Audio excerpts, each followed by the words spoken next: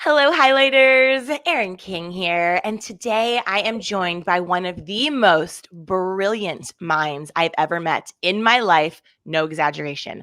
You guys, Tamsen Webster is not only the executive director of TEDx Cambridge, she is also the author and the creator of the Red Thread Message, which has changed my life in terms of everything from marketing to sales to presentations to how I explain ideas to clients, even friends, even family.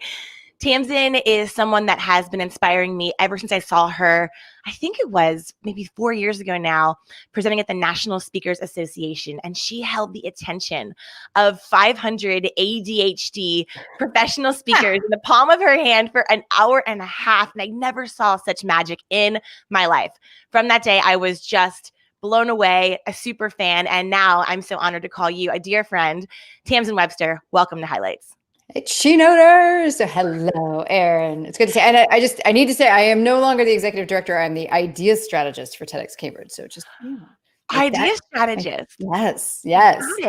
Got it. Well, so, okay, your book is coming out in the spring. May. Yep. In May. Yep. May. Okay. So for those of you watching, go to redthreadbook.com, because here's the first sentence. I'm just going to sell this book to the world right now because I read the first sentence and I was like, done, mic drop. This book could have been one sentence. The best way to make your idea irresistible is to build the story people will tell themselves about it. Tamsen, it's so true. And if you guys are listening and you're thinking, I have this incredible idea, whether you're trying to pitch a client, raise money, create a speech, even just persuade people on your team, if you're a leader, a manager, a director, to get on board with a new initiative, a new way of thinking, doing, moving, acting, being, the red thread is the answer that you've been looking for. So Tamsen, before we dive in, yes. First of all, what do we get wrong when it comes to making our ideas irresistible? Why do we have amazing ideas and you tell it to someone and you're all excited? They look at you like, not so great. Like, what do we do wrong there? Well, it all comes from a really good place, but I think one of the ways to think about it is what we get wrong is that we speak from the language or with the language or in the language of somebody who already has decided that our idea is the right one. And in a lot of ways, that language and the case that we make for our idea after we've already decided is way different than somebody who has no idea about your idea, hasn't decided yet, and doesn't have your level of expertise. So really what we have to do is go back to the beginning and actually before you had your idea and retrace the steps that made you think it was the right one and use those words at those concepts instead.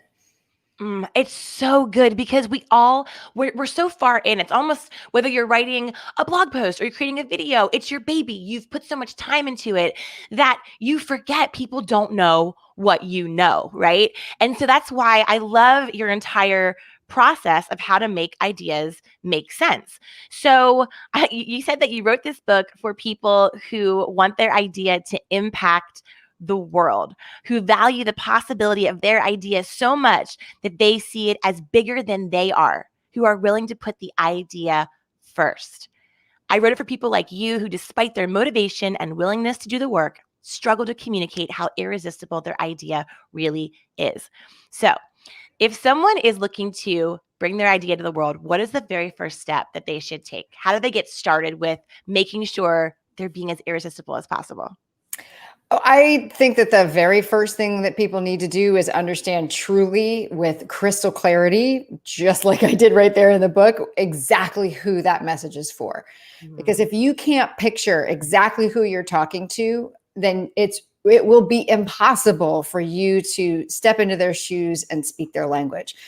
It's really the difference between trying to create a message that's like a one-size-fits-all t-shirt versus a bespoke suit from Savile Row, right? You're going to definitely want one of those more than the other. And I don't know if you're anything like me, it's like, you're going to want the thing that's been tailored to fit you. Your audience is like that too. They want to feel like like this message is just for them. And you have to know who they are in order to be able to get the idea to fit them that closely. And isn't it interesting how you talk to people, whether you're in marketing, so we're both marketers. So we're very used to working with a client and saying, well, who's your target audience? Who is this for? And the knee jerk reaction is they'll start with a primary audience, then they'll add a secondary, maybe a tertiary. And then they're kind of like, well, really, it could be for anyone, right? And so I Yeah, think what you're trying to coach us on is like, that's really makes it hard to be everything to everyone and nothing to no one. that's Um, right. so once we identify our audience, so let's say a lot of people listening right now, there are a lot of entrepreneurs, small business owners. A lot of my highlighters work in network marketing, direct selling. So they know that a lot of their audience there's people like them. They're looking to level up personally, professionally, health, fitness, wellness, mindset. So how do they hone in on the problem that their audience thinks they have versus the problem that maybe is the real problem at hand? So I think that's that's a really important question, because that's another place where people often go wrong, is that they anchor their message in what you as the expert know or believe the people that you're talking to, your clients and customers, really need versus what they're actually looking for right now. And here's the thing, and you've heard me say this before, but as much as we've been told to be remarkable, while difference may get attention, relevance keeps it. So you have to start your whole message, anchor that whole message in a question that your audience is asking right now. And I don't even mean, sometimes when I say this, people come back with like, well, they're going to be asking like, why should I go with you? I'm like, no, back up a step or two. What are they trying to accomplish for themselves? That's the reason why they might be looking for an answer in the first place. So, if you're talking with, if on behalf of some of your health and wellness folks, for instance, they may be asking questions like, how can I, I'll use a question that was in my head when I was overweight, which was, how can I just not have to think about this so much? Like what could I do so that I don't have to ever think about this like minute by minute, second by second, ever again? When you're starting with that, right, the kind of question that they ask their friends and colleagues out loud, the kind of question that they Google, well, then they're much more likely to find your message. And there's this other thing. Once you say, hey, you've got this question, I have an answer, then you've created for them this irresistible outcome, because they're not going to suddenly not want the answer to that question. So that's a really important thing, is to start with what they are asking for. And then your job is start to move them through to a point where they start to realize, oh, actually, my answer to that question is actually involves solving a different problem. And that is the aha moment that was for me in your speech. When you actually, what's great about you is you give this keynote talking about the red thread, using the red thread, which, to use your word before we started recording, very meta, but Super very meta. much you walk your talk. And your newsletter is one of my favorite newsletters to get. And I only have about 3. I think it's like yours and Hanley's, and I like Mark Manson's. But so when you're actually showing people how powerful it is, that aha moment of like, okay, I've been complaining about this problem, but then you're like, Erin, this is your real problem. That's when you sit back and you're like, oh, dang, we're peeling back the layers. This is getting real, right? Yeah. So from there in your method, and this is the part that when I've worked with you in the past, this is the part where you push me to the point of almost tears, because you're like, so what? So what? Tell me the truth. What is the truth that no one can argue with? So how do we discover a truth that demands a choice, which is sort of the big moment that makes or breaks your idea of being irresistible or not? Yeah. So it comes back to, well, there's one thing that we have to understand, and that is that people don't quickly unbelieve things that they believe, right? I mean, if you believe in the golden rule, like do unto others as you would have them do unto you, you're not going to suddenly stop believing that. And the reason why that's important is because if you're going to make the case for your idea, you have to lean on something strong. And one of the strongest things you can lead on is a belief that somebody already has, an old belief, an existing belief, something that they would agree is true. The other is that you have something else that's also strong if you've anchored it in something that they want. Because like I said, they're not going to suddenly unwant it. So if you can create a message that's really based on those two things, something that people want and something that they already believe, and you can use those two things to kind of push against each other and push against how they're looking at their world right now, that's how you can start to make a really, really dramatic difference in how people start to see the problem that they're in. I think one of my favorite examples, and I definitely used it in that talk for a great truth statement, as I like to call it, is the now 80-year-old De Beers diamond tagline of "A diamond is forever." It's a great truth statement. And here's why. If you think about, back in 1947, now a lot of the context around engagements and gender norms and couples and diamonds even has changed. But back in 1947, if somebody had a question like, what's the best symbol of our commitment? They thought their problem was just figuring out what ring to buy, right? That was their focus. That was their current perspective. But De Beers wanted people to start focusing on the kind of ring. So it wasn't just the ring, it was also the kind of ring that they wanted people to pay attention to. And so that they added, they just dropped this tagline upon us all of "A diamond is forever." And if you think about it, that statement is literally true. A diamond, unless you're an engineer, most people would agree that a diamond lasts a really long time. But see what it does. If you want to know what your best symbol is of your commitment, and you've only been paying attention to like a ring, not a kind of ring, and you say a diamond is forever, you can't unhear that because you believe it's true, right? And so you're not going to suddenly say, well, I actually don't want the best symbol. And you're not going to probably say, well, I don't believe a diamond is forever. Your brain is much more likely to go, you know what? I have an opportunity here to make my ring like double forever, because not only does it have a unbroken ring of metal, there's also a diamond on it. So therefore, the best symbol of the commitment is to see the stone as the symbol, and I'm going to buy a diamond ring. Mm-hmm. Much to the chagrin of fiancés and husbands for decades and decades later. Yeah. Well, what's interesting, and this goes back to knowing your audience, like that true statement doesn't work now as much anymore. I mean, one is because De Beers is a victim of its own success. So many people have diamonds that it's kind of like, if you look at their messaging now, it's like a diamond as unique as you are, which is like, we know everyone has one, but technically your diamond is different. It's hysterical. And then also, again, one of these messages really have to work for your people. So, if, this whole message of a diamond is forever and a diamond is the best symbol, doesn't work, for certain couples that just don't want that symbolism to be, that symbolism is representative of something they don't consider their coupledom to represent. So it's just all very interesting. It is interesting. And I love all of your examples in this book and also in your newsletter. And if you follow Tamsen on social media, all of your examples are so specific. And I think one of the things you talk about in your book is the importance of the kind of example you use. And that's sort of with that change step.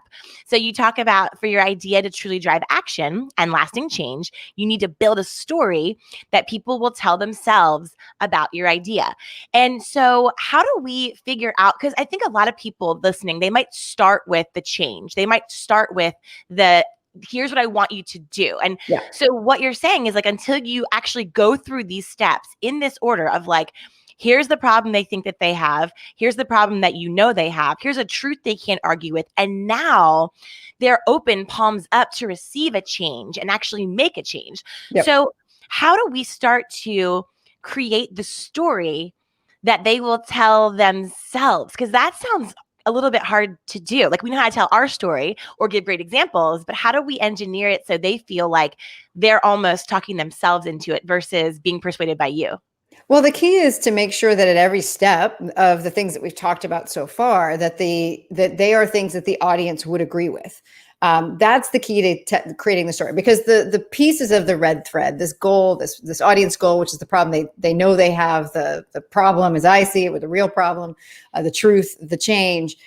Those are the pieces of the story. So if you follow those pieces, you're going to build a story kind of by definition. And those pieces are the results of a bunch of research I did, both on kind of the neurological story, how our brains make sense of information, plus like screenwriting and storytelling kinds of stories. So if you have those pieces, don't worry. If they're in that order, you are hitting the major plot points of any kind of story. So that's the good part there. The second piece to make sure it's something that people would tell themselves is what I said earlier, which is make sure that every part of that is something that is in the language and from the point of view of your audience. Meaning, when you establish what they think the problem is, make sure it's their language, the kind of questions they're asking right now. Like, Mm-hmm. how can I achieve X? Why aren't I doing Y? What's the best place to start if I want Q? When you introduce that new version of the problem, it really is about making sure they would agree that, would you agree that right now you're looking for this answer here, in this section of the library?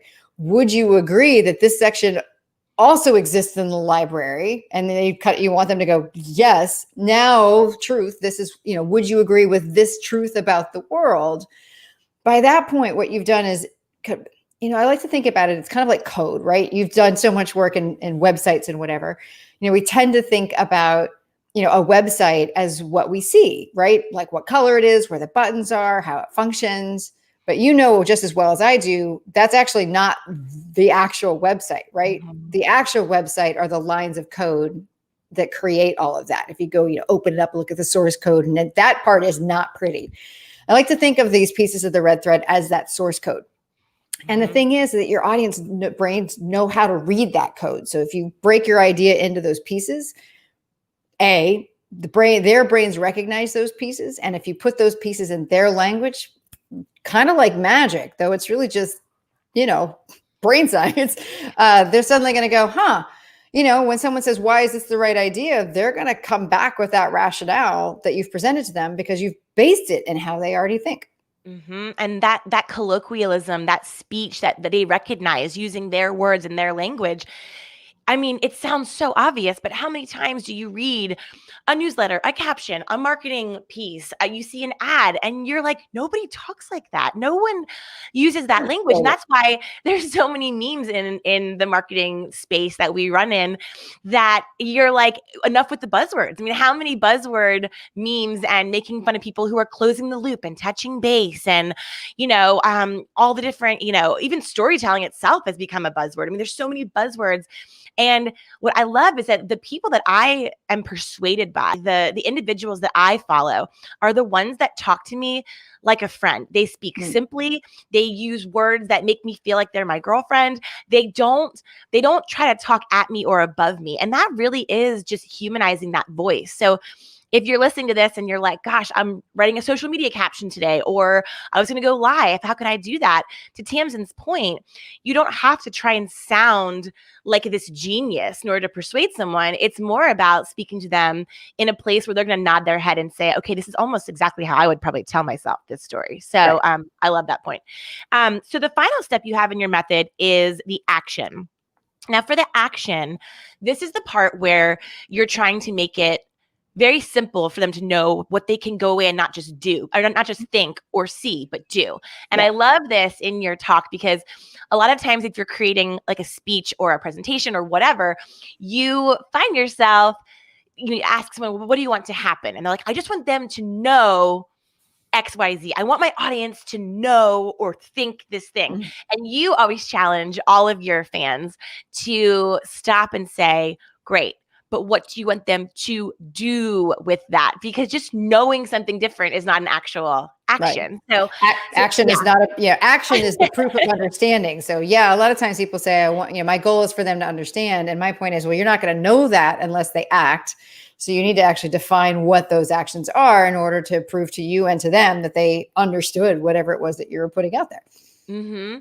So what's the first step for someone who has maybe a lot of action steps? Because some of my clients that I work with, they try to do all the things and it's a lot of actions. It's 1 through 10. It's, so how do we boil it down so that it's not overwhelming for people? Well, that's actually rolls back up to that change piece that we were talking about. Because here's the thing, if someone has one big question, they want one big answer. They don't want 10, right? And that what we do is like they've asked one simple question and then we've said, well, you have to do these 10 things in order to get it. And that feels super overwhelming to them and they're not going to act. That's a lesson I learned in my 15 years moonlighting as a Weight Watchers leader.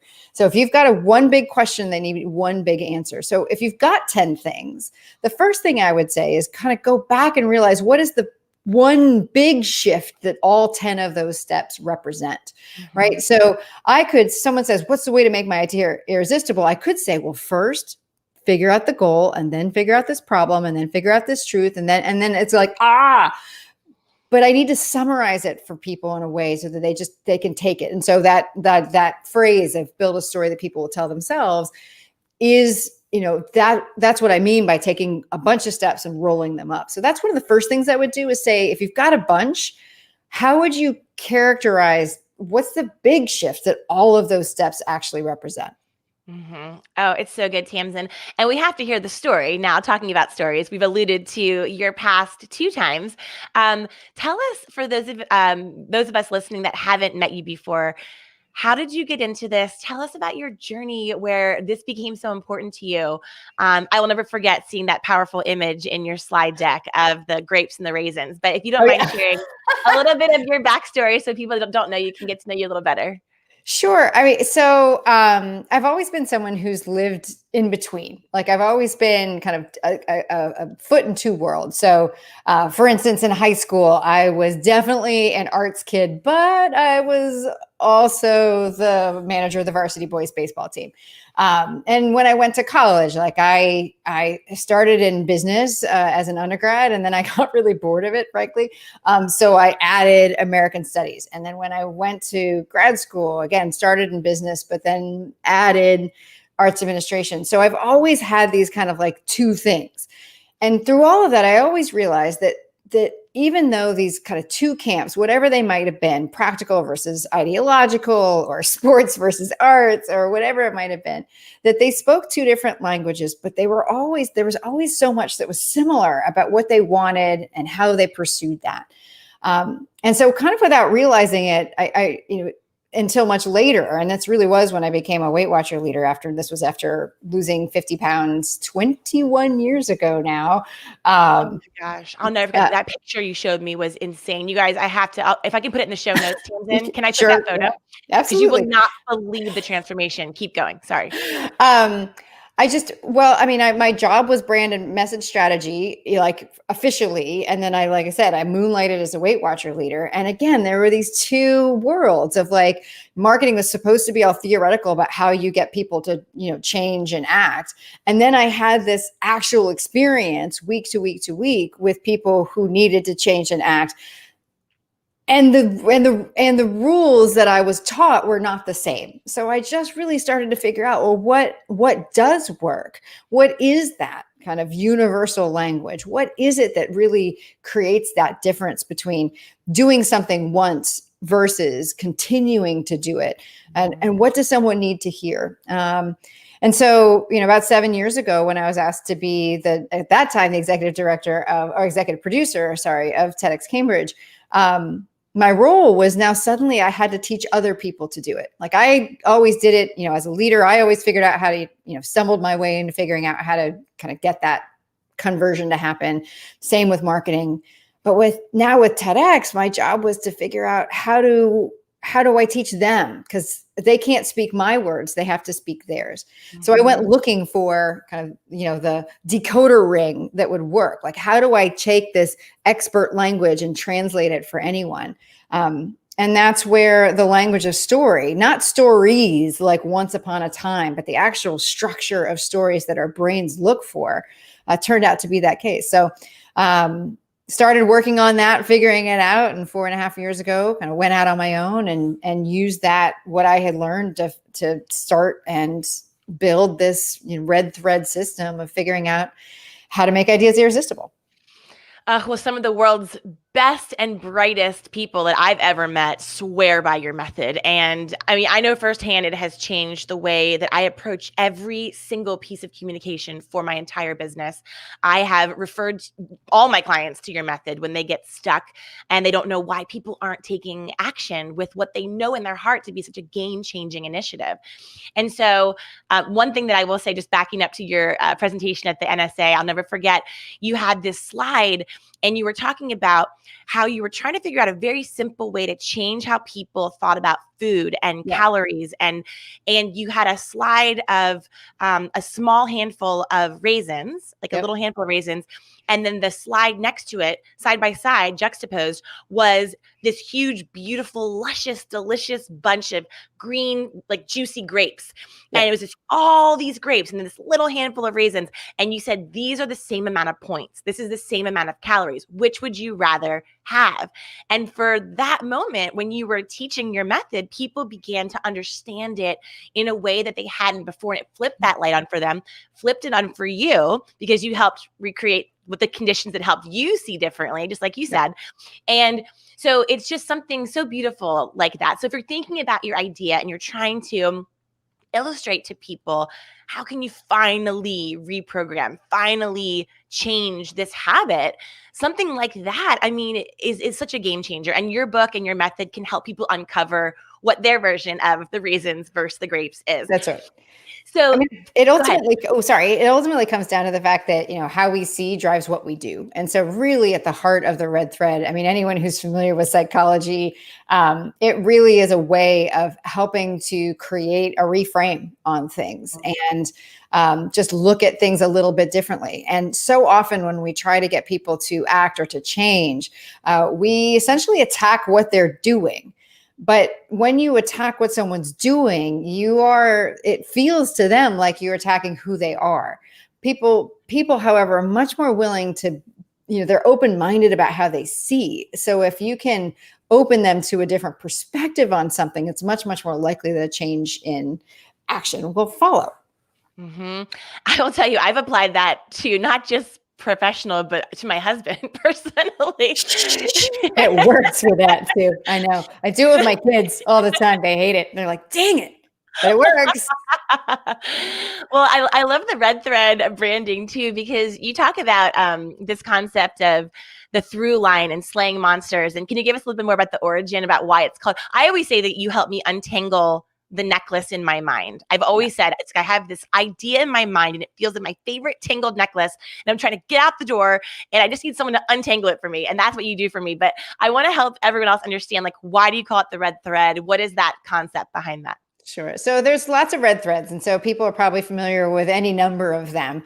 There's the red thread of fate, which is in Eastern philosophies and religions, believing that you are tied to your soulmate by this kind of invisible but unbreakable red thread. And I love that one because, to my mind, back to one of the things that we were talking about at the beginning, the red thread is what connects you to your audience. Because the way I define the red thread is that it's the story that connects, your audience's question with your idea as the answer. So there's that. But the actual red thread that I was based mine on is starts from a Swedish idiom. They use it just to say, like, what does this mean? Like, what's the red thread of this? How does this make sense? And that story dates back to the myth of, or the legend of, Theseus and the Minotaur at his labyrinth. And, in red thread style, his goal was to save his city of Athens, Theseus. And he knew that he needed to defeat the Minotaur to get there. And that's where most people focused, except for the fact that if he didn't make it out of the labyrinth where the Minotaur lived, right, where this monster lived, if he got lost in the maze, he wasn't going to save his city. So that meant that the maze was just as important as the monster. And so it meant that he needed to, different from everyone else before him, bring a tool for each task. And so what he did was action, bring a sword for the Minotaur. So stabby, stabby, kill the Minotaur. But then he was also, I should say, given by a woman, just saying, the red thread. Yes, Ariadne power. A red thread to trace his steps through the maze so that he could retrace his steps on the way out. And again, back to what we were saying really at the beginning, this whole idea of why we kind of use the wrong language, or we use our familiar language, use our native tongue when we talk about our ideas, is because we've already made it through the maze. We already know it's there. And what we really have to do is go back and retrace those steps so that other people can find their way safely in and out, and we can help them slay their monsters too. Tamsen, you are just a gem. This has been a gift. Thank you for sharing all of this with my listeners. They need to go to theredthreadbook.com. You guys, ASAP, check out Tamsen, give her a follow on the socials. She has these incredible What's Missing from This Message video where she workshops live big ideas from very smart people to help you become inspired to up-level yours a little bit as well. And there's one little treat. Can I break in? Yeah, Is that okay? Absolutely. Because if they want just a way to get started with creating one of these stories they tell themselves, they can go to theconversationalcase.com.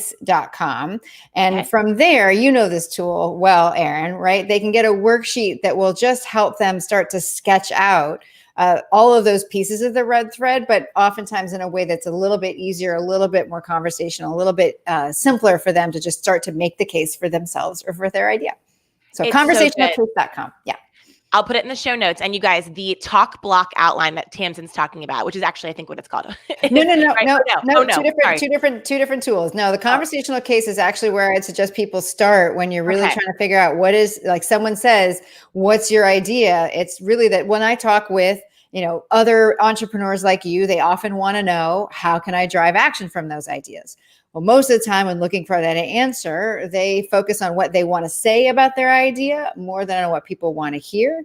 And yet I've discovered that story is the universal language. So in order to really get people to drive action, you need to build a story that people will tell themselves. How do you do that? With the tool I call the red thread. Find the goal, problem, truth, change, action. So what I just walked through is what that conversational case can help you build. And then from there, you can go into deeper detail with some of the other tools I've got. So good, Tamsen. Well, this has just been, I'm a diehard about this method. I use it all the time. You are someone that I call when I'm in tears and can't figure something out. And you're like, did you go back through the method? Did you go back through the conversational case? And I go back through, and sure enough, it just delivers every time. So I'm a huge super fan, and I just know the value that I've gotten. And if you're listening, definitely check it out. Give it a look and begin to untangle your message, because the world needs to hear your idea. And it's all about just getting clear, and everything Tamsen just said is so important, so you can slay your own monster, as she said. So Tamsen, you are a voracious reader and a brilliant mind. Are you reading any great books right now by nonfiction authors that we should be checking out? Well, actually, I'm very overdue to have read it, but I just started this morning Story by Robert McKee, who's kind of the granddaddy of screenwriting books. I find that reading about story in other formats is a really useful way, but I literally started this morning as kind of one of those that anybody who talks about story needs to have read, and I just hadn't read it yet. So now I'm reading it. The Morning Story? It's just called Story. Story. Okay. Yeah. Style, structure, substance, or substance, structure, style. I forget how he puts it, but Robert McKee. Yep. Got it. Awesome alliteration. We love that. Oh, Tamsen, thank you so much. Well, we're going to head through the labyrinth of our ideas using the red thread to change the world. So we appreciate you. I adore you. And thank you for sharing your brilliant brain with our highlighters here today. My pleasure. Bye.